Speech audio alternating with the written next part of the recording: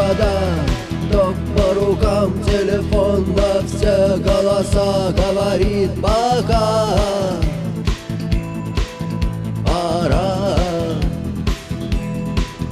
И пальто на гвозде, шарф в рукаве и перчатки в карманах шепчут: подожди до утра, до утра.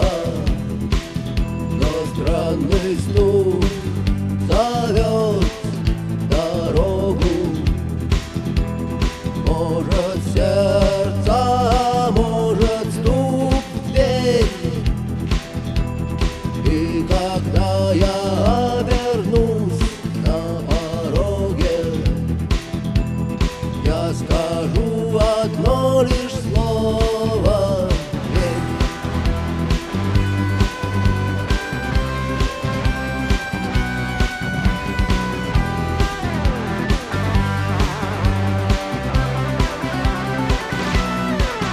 И опять на вокзал, и опять к поездам, и опять проводник выдаст белье и чай.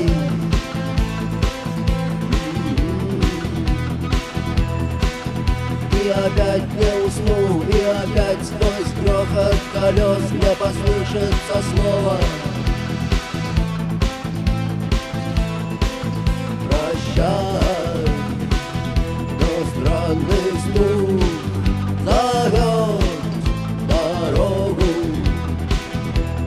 Может, сердце, может, стук в дверь. И когда я